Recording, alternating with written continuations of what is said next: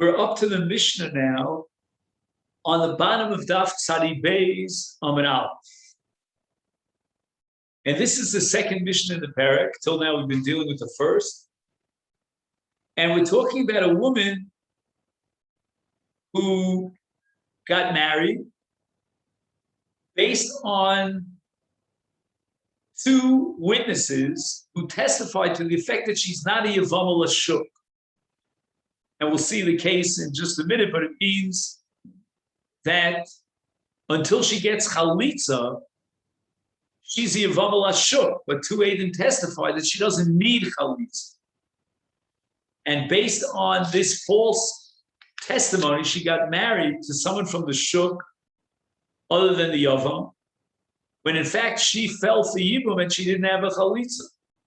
So Isha Shalach Baila Ubina Medina Sayam. Now, as we know, the Zikas Yibum only applies if her husband dies childless. Here, her husband has a son, and status quo, there's no Yibum if he dies. But what happens if he had a son, but unfortunately the son died before the father died? So when the father dies, he dies childless, because the son was dead before him. And it could be a difference of one split second. Let's say Chashon, they were both in an accident, but the son died first. Then there will be Yibum when the father dies a split second later. So now we have a husband and a son. They go out to Medina Sayam, and now two witnesses testify on Bovium, Mace Bailech, Viakach Mace Benoch. So in that case, she can get married. There's no Yibum because Achakach Mace Benech, and therefore there was no Zikas Yibum because he had a son at the time that he died. And then Vinises, she went out and she got married. V'achakaf, then Amrullah. Now again, it's not clear who Amrullah is. Was it the same two Eidim or a different pair of Eidim? But Chiluf Hayu Advar, meaning that first your son died and then your husband, which means that you were a Skuka Ve'omedes. You were what's called a Yevamot Shuk. And when you got married, you were violating the Isur of Nesuin because you didn't have Chalitza. And there are a number of issues that now come up. One issue is, do we force her to get out of the marriage to this Shuk guy? We'll call him a Shuk guy. And a second issue would be, does she need Chalitza now? That seems to be upgrade, that she needs Chalitza now. But in the context of getting Chalitza now from one of the brothers, five brothers, can she remain married to this man when she illegally married him? And another issue is what's going to be the status of the children from this second marriage when her status was that of a Yevamot Shuk. So the Mishnah Paskins, Eitzei, we have to break up the marriage to the Shuk person because she had a Zika and she was Asura L'Shuk. But Vlad, Rishon v'Achron Mabz. If she had children from her second husband before the Eidim testified Chiluf Advarim,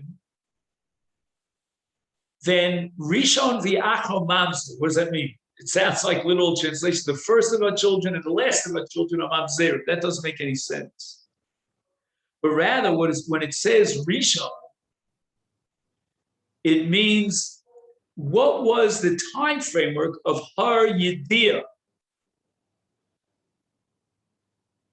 Meaning, how evil of a person is she? Don't take me literally on that, but what I mean is that did she violate the Isur of Yevamot Shuk deliberately, even after she heard Chiluf Advarim from the second testimony that she needs Yibum and Chalitza. So if you tell me that she heard about it, she was well aware of the fact that she needs Yibum because her son died never before her husband, and then she went ahead with that knowledge in her back pocket, and she got married to a man min hashuk, the child from such a relationship is a mamzer. We'll see why mamzeris applies to it, but now the Mishnah says an even bigger chiddush. Let's say she was living with this guy min hashuk, and they got married. She had no clue of chiluf hadvarim. At this point, all the evidence indicated that her son died after her husband, and she had a child before she found out chiluf hadvarim.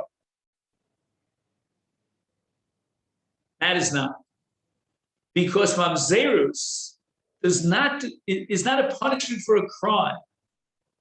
Mamzerus is a reality. I grant you it's a legal reality. But if the reality is a profile that fits the mold of mamzerus, then forget about guilt. This is not a judgment call. We're not saying that the child is a mamzer because you are a mamzer, so to speak, because you violated the law. No. The child is a mamzer. For example, I mean, we don't have to talk about this case. We talk about a classic case. A married woman had a relationship with another man before she got out of her marriage. The child of that relationship is a mamzer. Come high or heck water, it matters not whether she was guilty of any crime or not. She could have been raped, or she could have had a situation where she believed that her marriage terminated, or maybe she didn't even know the law. I don't know what. The child is still a mamzer. Okay, now we move on to the second part of this. There are 4 parts of this mission. So we're up to part 2. Amrullah meis b'nech v'achkach meis bailech. So far,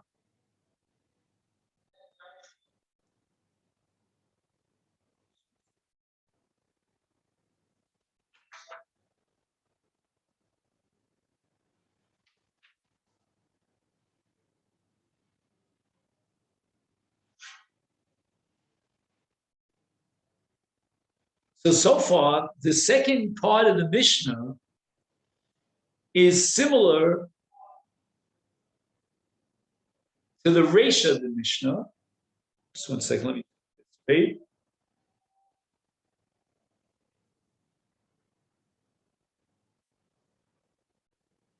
No.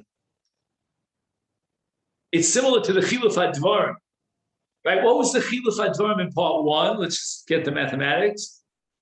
That first the son died, and then her husband died. And now, in the second part of the Mishnah, that's exactly what she heard from the Eidim from the get-go. That the son died first, and therefore when the husband died, he was childless. It is Yab. I mean, that's what the halacha requires, evil. Because meis b'nech, the akach meis bailech. Yachakach amru lo chiluf hadvarim. Now, if chiluf hadvarim, then she violated an iser kares of eishes ach. Why? Because the husband died and he left zera. He had a child. It doesn't matter if that child lives for a second or for 100 years. There's no mitzvah yibum. And when there's no mitzvah yibum, because the husband left zera behind, so she's called Eishes Achshalom Makom Mitzvah. I mean, Steve, these are all familiar concepts to us.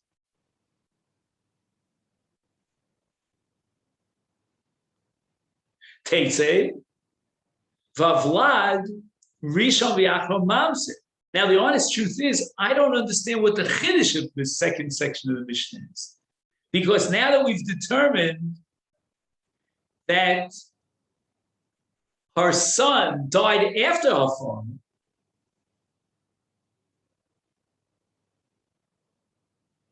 she's living with Eshes Ach, and the Zera, the child from such a marriage, is a mamzer. And once again, I couldn't care less whether she knew, she didn't know. She married the brother thinking it's the greatest mitzvah in the world, the mitzvah of Yibum, because she was misinformed by the first testimony to effect that the son died first. But now she's living with Eshes Ach when she finds out, and again, it's irrelevant whether she knew or she didn't know, but now we have testimony that her son died second. Now she's living with Eshes Ach. Is Teitze Avlad Rishon V'Achron Mamzer. So far in the first two sections of the Mishnah, we have pretty bad news. The story doesn't end on a happy ending. We like to read books, novels, and movies that have a happy ending. But so far, in both cases, we have Teitze and Havlad ben Rishon V'Achron Mamzer. But we brighten up in section number 3. Amru lo meis bailech.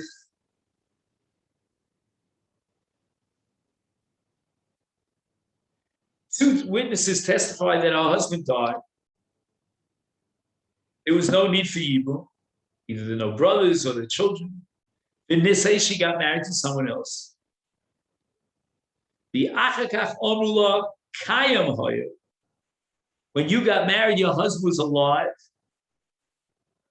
Umeis, but he died after your marriage.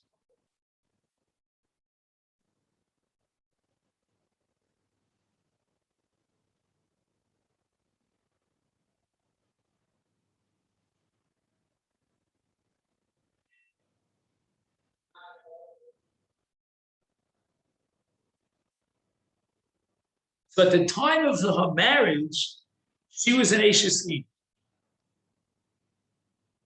Teitze, she can no longer remain married to her second husband. Now, why not? Subsequent to her marriage to the second husband, her husband died. But the answer is she deserves a knas. And why is that? Because Isha Daiku mitzvah, she was required to do bedikos and chakiros and clarify beyond doubt with total certainty that her husband is dead. She failed to do so.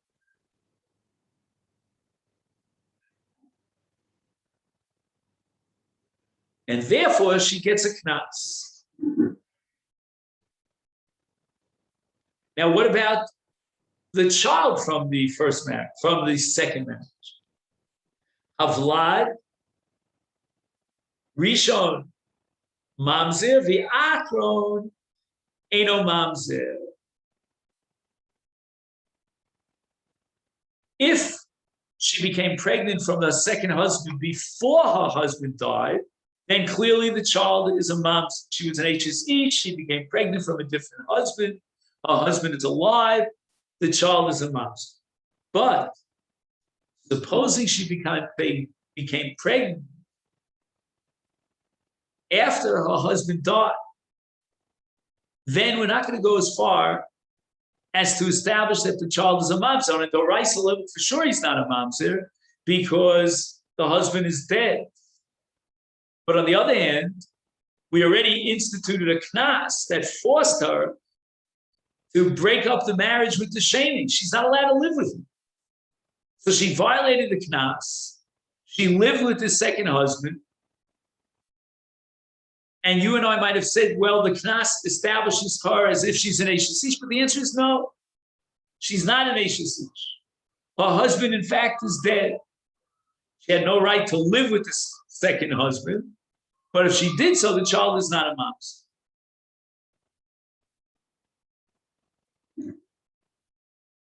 Amru la meis bailech. They told her that her husband died. She doesn't need Yibum. V'niskacha, the Achkach Bo Baila. Here's a case where she didn't live with another husband. She only got to the first stage of marriage, which is called Kiddushin, or otherwise known as Eris. Now, after she relied on the testimony of two Eidim, and she got married, in quotation marks, to some other man, but only a formal legal marriage without any intimacy. The Achach Bo Baila, and now, as it turns out, her husband is alive. Uteres Lachsa. She's allowed to go back to her first husband.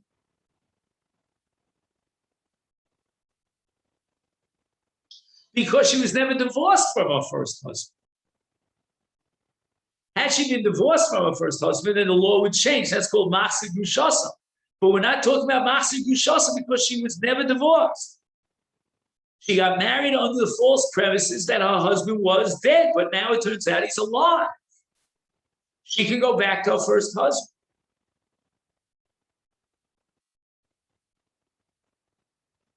And the reason for this is because she doesn't deserve any knas.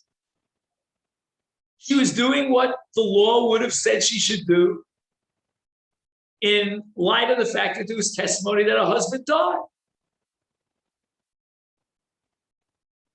We're going to have to come back now to the previous section of the Mishnah, where we said that there was a knas.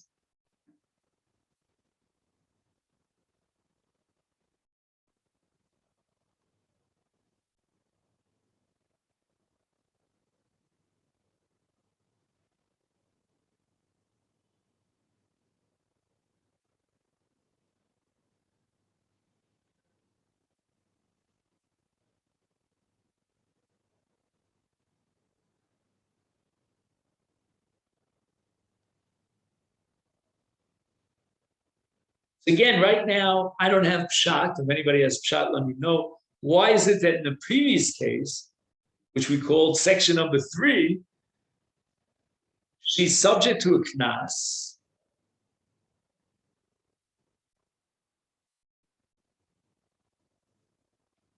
case number 4, she's not subject to it. I'm going to throw out a possibility here. Maybe this is right. Maybe it's not. When she gets married to another husband, then we have a right to demand, why did, you should have done a bedika and you didn't do so. But here, she only went through a formal legal marriage, but not a complete marriage to fruition with intimacy. Then she's not subject to it. But maybe we could do better than that. I don't know. But that's just shooting from the hip. The Mishnah says, Afal pi, shenasan lo achron get. Now the question is the following.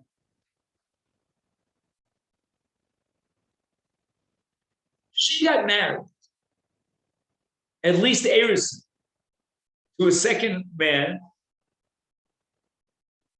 And the question is, does that look like a valid marriage? Because again, in its time, it was a valid marriage. Now we find out that her husband is still alive. So that marriage is batal and mevutal, it's not worth a dime.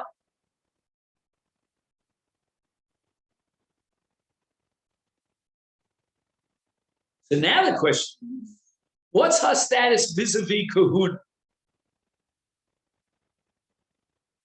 We're not requiring a get from the second husband, which was a classic knas, because here we're saying she doesn't deserve a knas. She relied on the Eidim, and she only entered into Eris and not Nesu.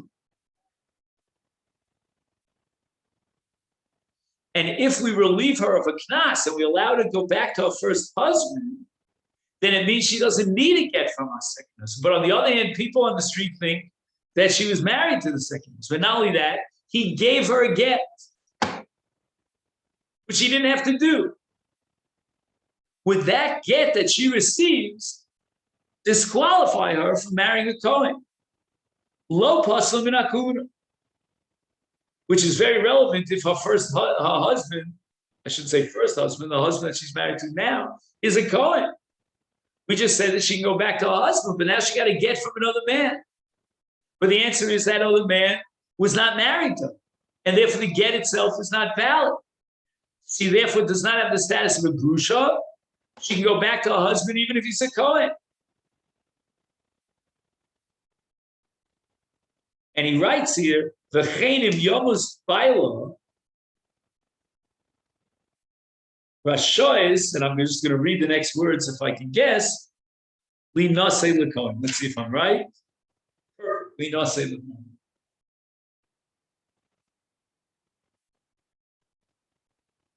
Et zu darash Rabbi Elazar ben Masechet.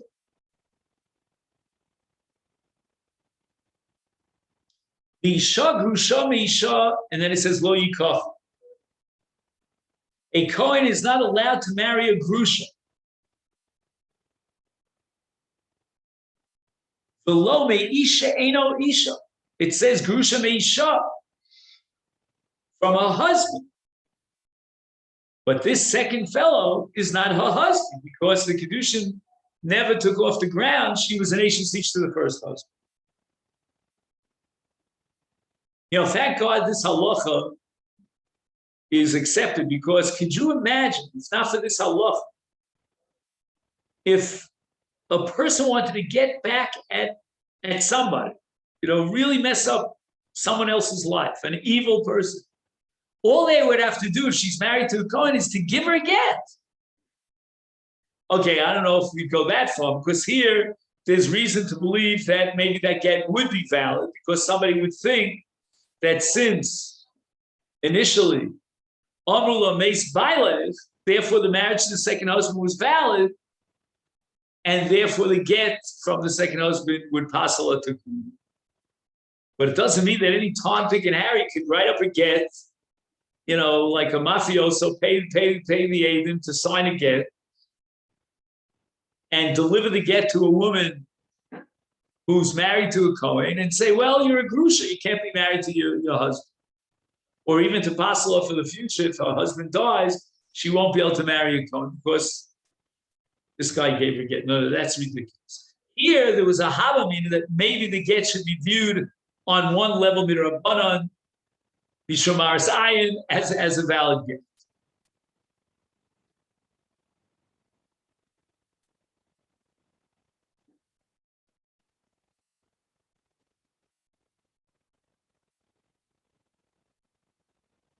So Rabbi said, what do you say? Should we start the Gemara or maybe take a pause? We should start it? No. We'll take a pause. All right, Don? So Mirza Hashem. Okay. We'll take a pause. Just want to backtrack for a moment, backtrack to the Gemara right before the Mishnah that we started. Tanya Kavasei de Rabbi Yochanan.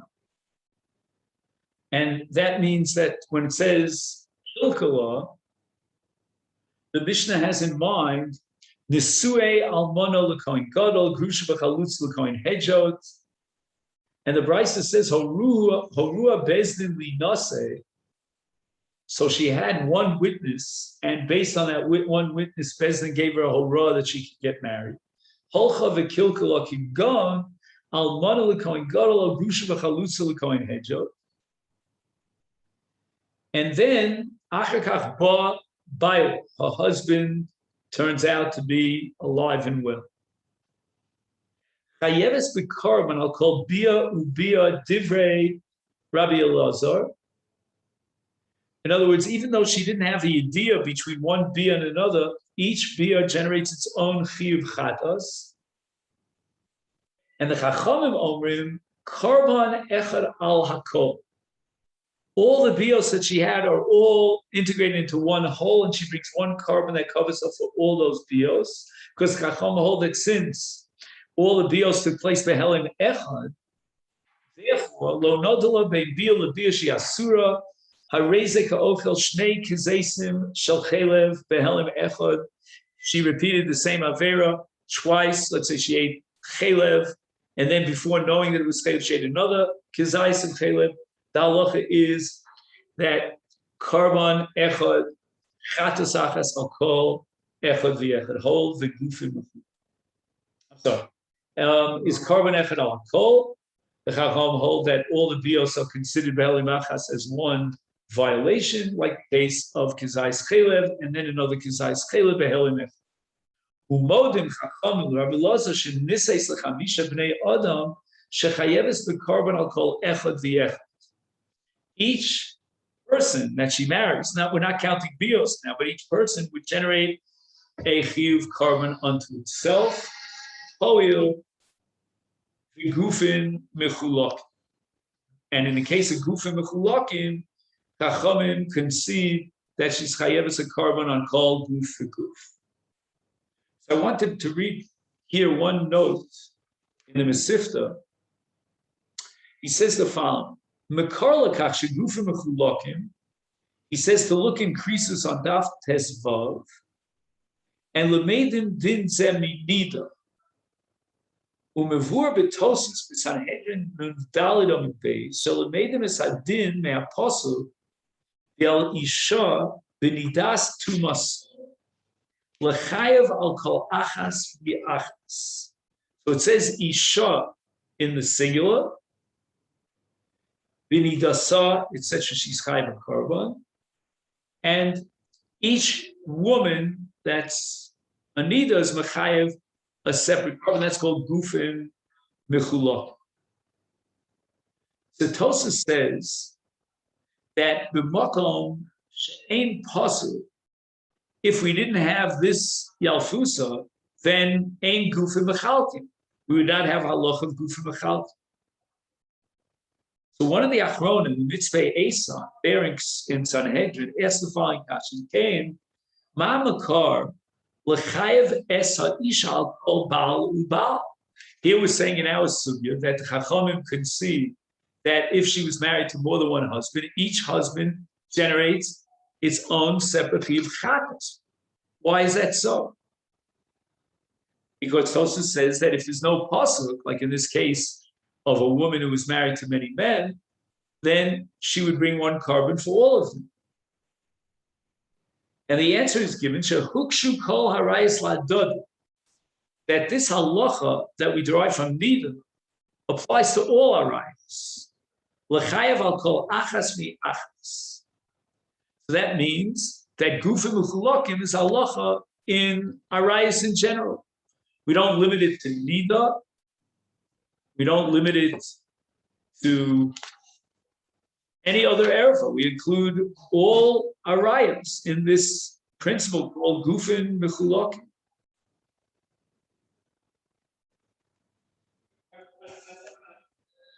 And hukshu eshes ish.